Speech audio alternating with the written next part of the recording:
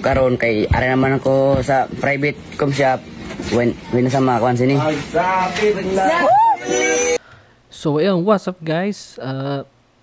Welcome to our part 2 of the EEE 131 review session. So ayan, as you can hear, mas malinaw na yung audio natin.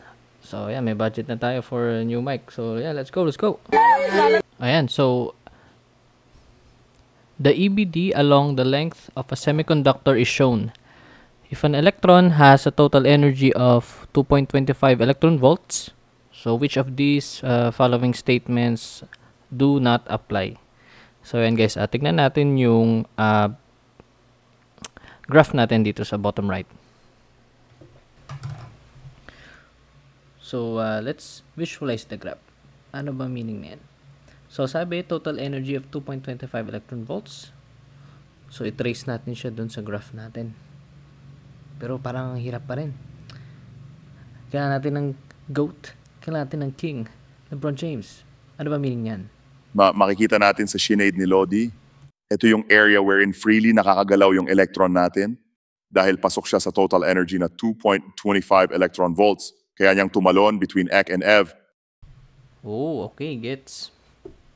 So, galaw-galaw. Nag-crash out na yung presenter natin. So, paano naman yung area na nasa labas? Itong hin-highlight na red. Ano yan? Yung red highlight naman is the area wherein hindi na freely nakakagalaw ang electrons. Kasi yung energy niya is way beyond na nung total energy nung electron natin, which is 2.25. Kaya, letter B yung true, pero since do not apply, ang sagot ay A, C, and D. Ayan, thumbs up daw. Okay, next question. Which of these statements causes the collector base current gain, or in beta, in the forward active region? Okay, kapag forward active yung BJT natin, madaling nakakalusot itong mga electrons from emitter to base. Kasi, manipis or mababa lang yung base natin, di ba? At dahil doon, lahat ng electrons nagde-diffuse sa collector. So, imbis na nagre-recombine sila doon sa base, tumatawid na agad sila across. So, ibig sabihin, meron tayong low recombination sa base. Kaya, mababa yung IB natin, tapos meron tayong malaking IC. Diba kaya sa equation natin, yung IC is equals to beta IB, yung IB yung may multiplier na beta para magkaroon tayo ng high gain sa IC. Okay, next. Yung mobility kasi only affects gaano kabilis mag-flow yung carriers. Pero yung beta natin is not determined by that. As we have discussed kanina, diba, it is caused by the flow ng carriers from base to collector, and dahil may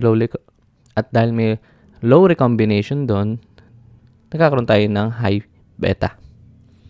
Okay. Well, yes, yung unequal doping, yan ang nagkakos ng concentration gradient, kaya nagde-diffuse yung mga carriers natin. Nakakatulong siya to begin the process, but again, yung beta, dependent siya sa base to collector, tapos low recombination rate sa base. And last, well, this is false kasi base to collector. So, ang correct answer ay letter A.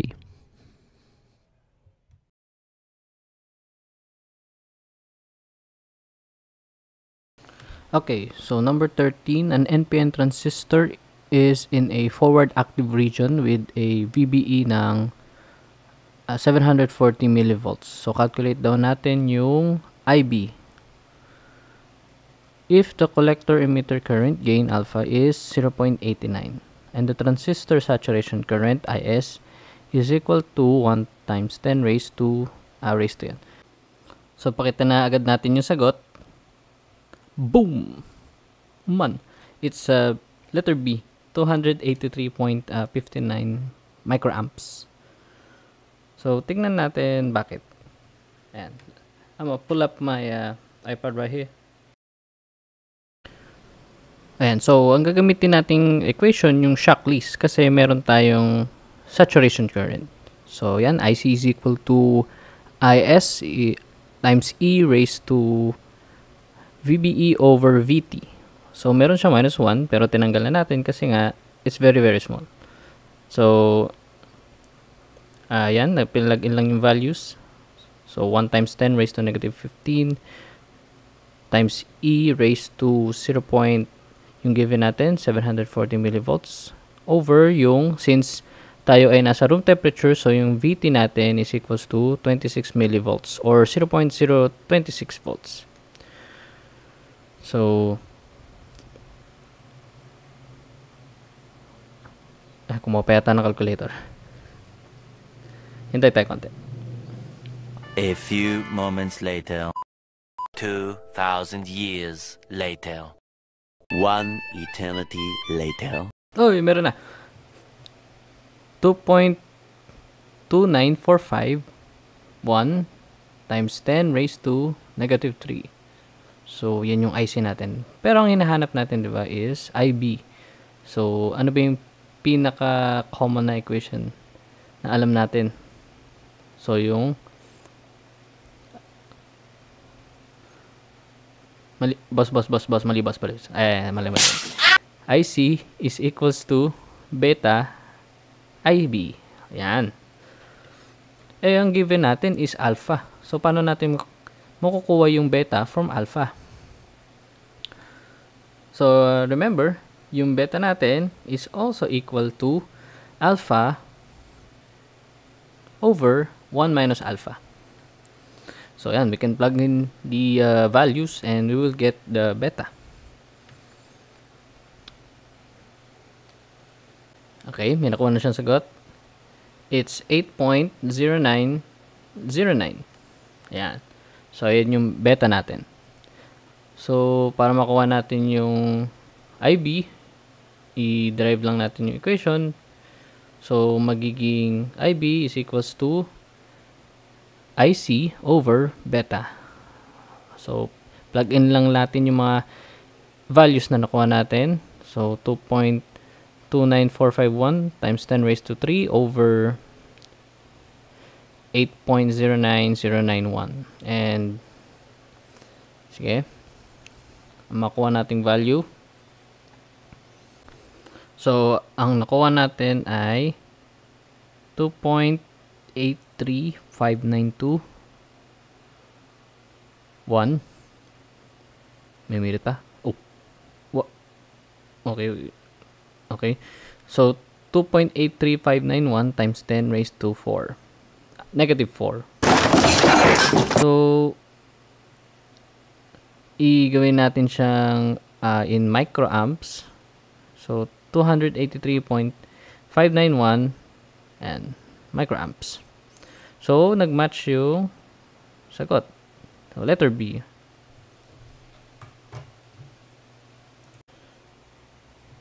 Okay, number 14. What should be the expression for VD in order to complete the KCL equation to solve for I? Okay, so pakita na agad natin yung solution and then we'll run through each part. So, first things first, saan ba nakuha yung I of t na equation na yun na given? Well, it's only KCL at node X. Okay, yung node X na yun, yun yung nasa VD, right there. So, mag-KCL tayo dun. So, meron kang current na papasok, which is IT. And then, meron kang current na palabas na dalawa, yung ID1 and ID2. So, IT is equals to ID1 plus ID2.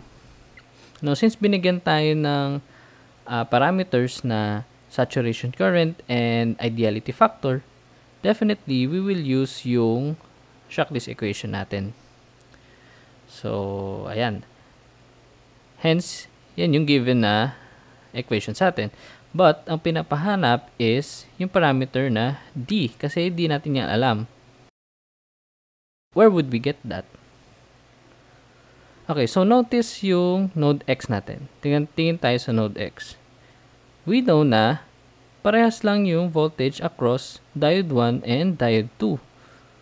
So, in this case, pwede nating i-disregard yung diode 2 muna. And let us form yung KVL equation at the first mesh, yung may 2 volts na source. Okay. So, voltage source muna, 2 volts minus 500 times IT, yung current na dumadaan doon, minus VD, yung voltage across the diode, equals 0. Okay. Don't forget yung equals 0, guys. So, rearrange natin yung equation and we would get VD is equal to 2 minus 500 times IT. So, ang sagot natin, letter A. VD is equals to 2 minus 500 times IT. Okay, so number 15. So, galing sa previous na given natin, gamitin natin yung equation na yun. And let us determine ngayon yung I of t na sinusupply nung source natin. Okay, same lang naman, same parameters, yung IS and ideality factor natin. So, yan. Pakita ulit natin yung equation agad and then let's run through it. Yung VD na nakuha natin from item 14, i-substitute lang natin dun sa Shockley equation natin na dalawa. And then after that, plug in natin yung values na given. And then, gawin ang pinagbabawal na technique. Shift solve. So, ang sagot natin, IT is equals to 2.555 milliamps. So, shout out kay Boss Jack for creating this problem and giving us a very, very neat solution. Okay, next. Item 16. So, determine the end-to-end resistance of an intrinsic silicon semiconductor bar at room temperature.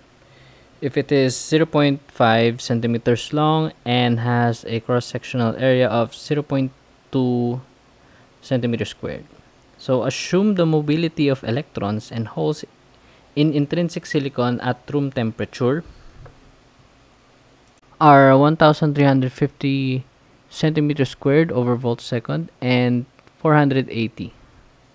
So, sige. Pakita ulit natin yung solution and then let's run through. Okay, so sinudot nila lahat ng constants natin. So, nandyan yung magnitude ng charge. Nandyan yung intrinsic value. And yung drift, yung diffusion, and yung length and area natin. So, yung resistance ng isang material is equal to the length over the cross-sectional area times yung resistivity, which is yung 1 over sigma.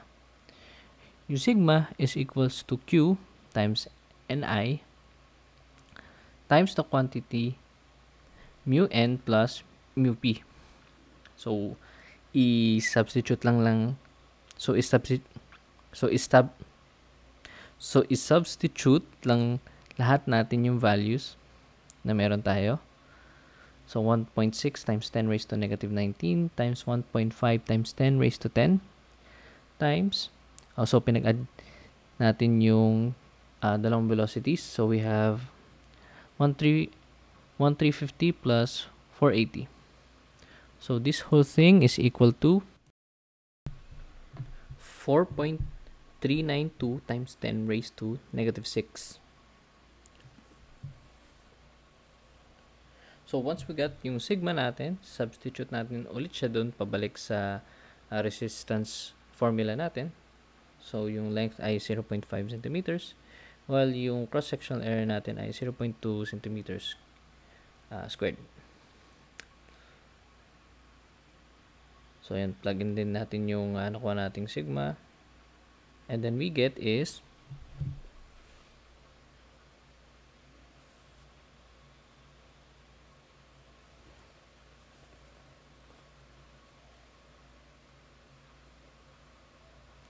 approximately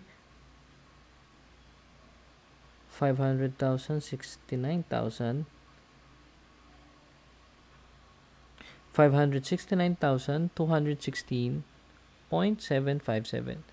or it's approximately equal to 570 kilo ohms. So kung titignan natin yung choices natin, wala siya dun sa choices. So the answer is letter E, none of the above.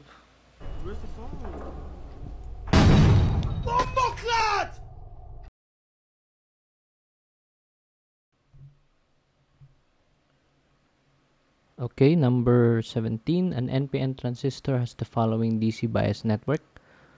What should be the expression to find BBE? Meron ulit tayong saturation current na given. So, ang gagamitin natin is Shockley equations for the IC. So, now, kailangan natin ng another equation for BBE. We know sa BJT, VBE is the voltage difference between the voltage at the base and the voltage at the emitter. Pero, we can see yung emitter natin is shorted to ground. So, that means VE is equals to 0. So, BBE is equals to just VB lang. Okay. Let's do a KVL. Okay.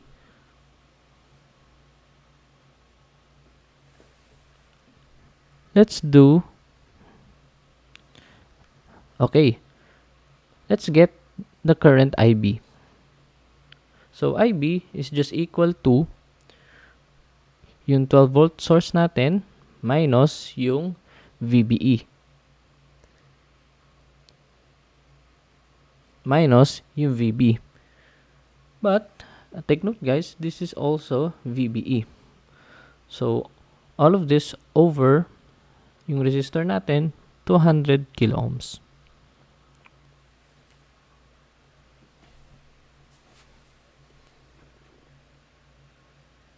Okay, next. Let's use yung pinaka-common na ginagamit natin, which is yung IC is equals to beta IB. So, yung Shockley equation natin, i-plug natin dun sa equation ng IC is equals to beta IB so that we can attain another expression for IB.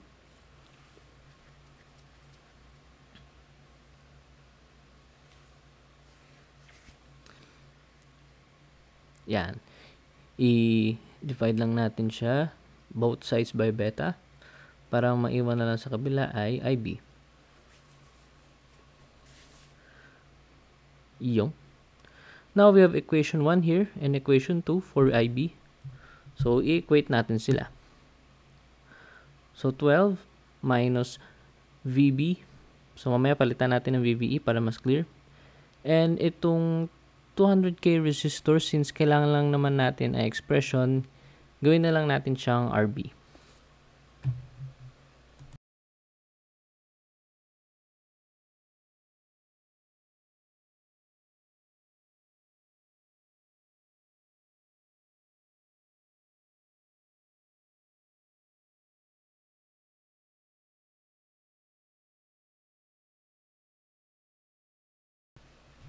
Okay. So, we want to isolate yung VBE natin. So, how do we do that? So, multiply natin muna both sides by beta para makancel yung beta sa right side. And then, on the left side, ang mangyari is beta times 12 minus VBE over RB. So, meron pa ring variable na IS sa kabila. So, let us divide both sides para ang matira na lang yung exponential na term natin. Nakalimutan yung isulat yung RB guys, so take note na lang. Pero later on, i-correct naman natin yan. So, iti-take natin yung LN para makuha natin yung VBE. Kasi gusto nga natin siya i-isolate, right? So, yan. So, bababa ngayon yung VBE over BT. And don't forget yung RB guys sa tabi ng IS.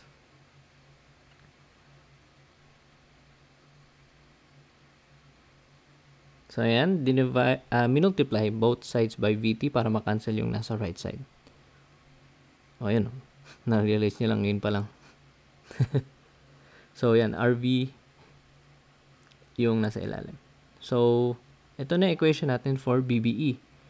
VT times the natural log ng beta times 12 minus VB over RB times RS. So, tingnan natin. So, yung pang-apat na equation. Okay.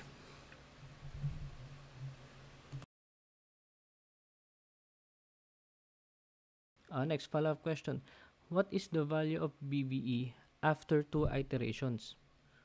Well, but iterations yung sinabi? Diba? Meron tayong VBE sa left side na equation, meron din tayong VBE at the right side. Pero, since naka-natural log yung isang VBE, this is a nonlinear equation. So, sabi nga ni Sir Chicho, diba, hindi siya masasolve with yung mga techniques na alam natin. Yung common techniques like substitution. Fortunately, kanina, yung example natin na meron din ganitong klaseng equation, kaya siyang isolve ng calculators natin. Shift solve lang yan, right? Pero what if sa exam, ayan, pag-overthinking ko na kayo. So, what if sa exam, bigyan kayo ng item na ganyan, pero gusto makita nung checker kung paano nyo sinolve yung equation na yan. So, sige, let's tackle how can we solve this VBE using iteration. Okay. So, sa iteration method, kailangan muna natin mag-assume ng value of VBE. Ano ba usually yung ginagamit natin na value? Diba? 0.7. So, okay, let's start with that. Hindi naman yung sinabi nung given natin. So, what we do is, we rewrite the equation first. Sige. VT times ln, the natural log ng beta 12 times 12 minus VBE over RBIS. So, substitute natin yung value. Dun sa BBE na yun, dun natin ilalagay yung 0.7 natin na unang value for this first iteration. And 0.7 over 200K times yung saturation current.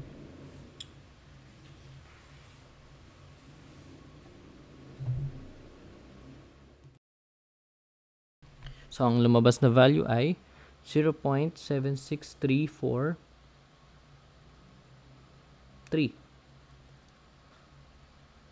So, itong sagot natin ngayon, itong VBE 1 natin, yan ngayon yung ipapalit naman natin sa susunod na iteration. Yan, since dalawa yung iteration na kailangan natin, sabi sa problem. So, sa second iteration natin, yung sagot natin na VBE, yan ngayon ipapalit natin dun sa VBE na nasa loob ng natural log. Okay? So,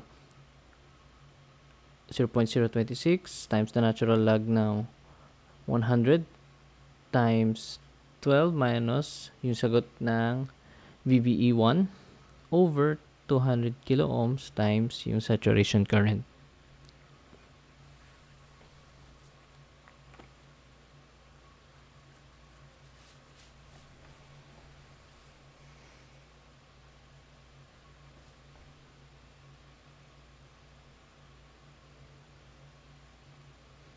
So, ang sagot natin, 0.763283. Kung kumpletuhin natin yung value, meron dyang 2. So, sa choices natin, letter A ang sagot. Ayan.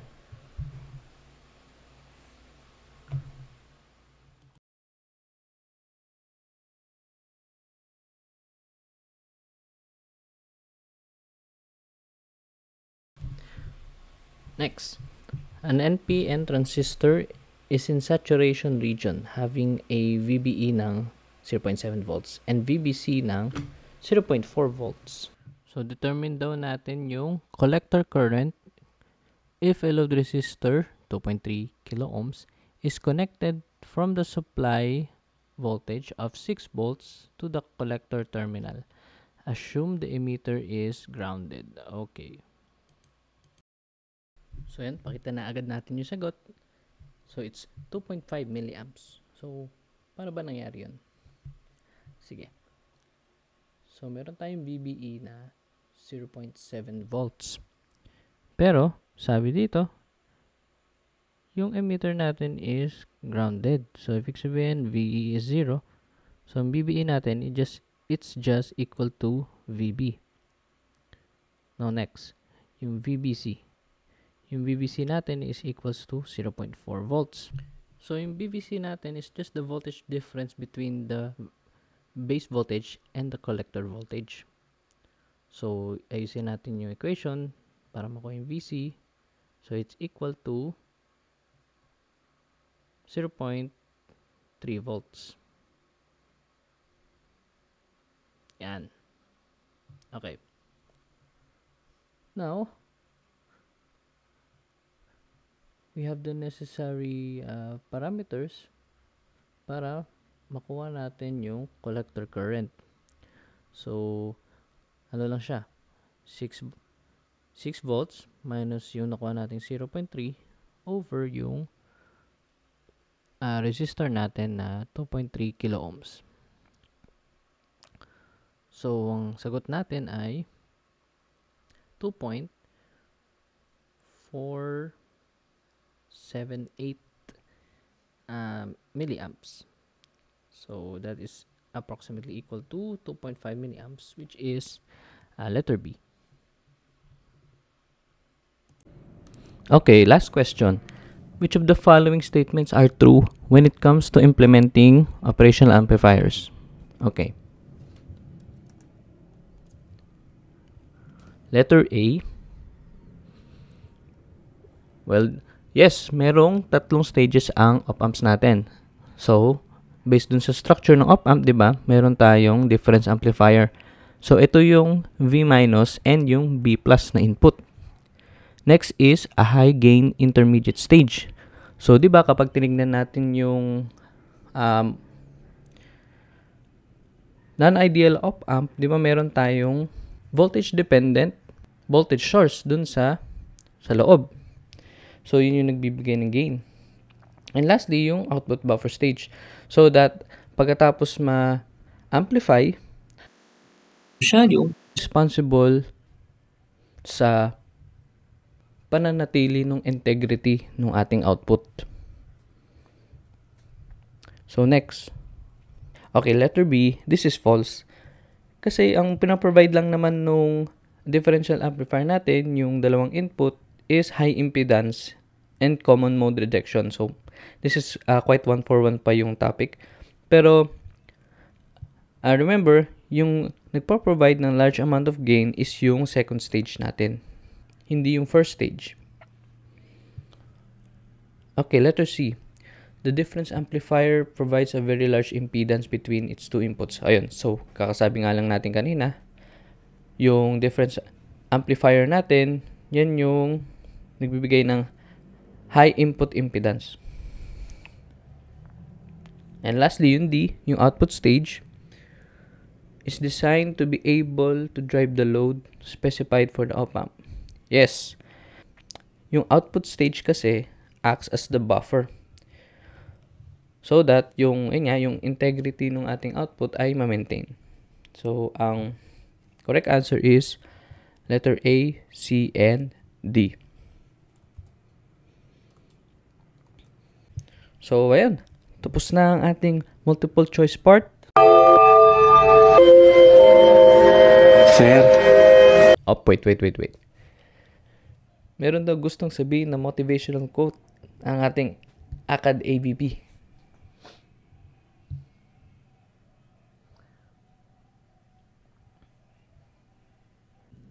Thank you to our TNA VP. So, thank you to our TNA VP, my goat, Boss Tristan, for inviting me na mag-lecture. And ayun, on to the next. Ang ating next lecturer ay si Ralph. So more on problem solving ang focus niya. Thank you guys, and good luck sa exam. Nagkaon ka na, lab?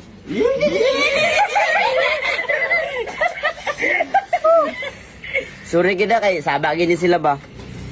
I miss you. Miss you daw. Mua.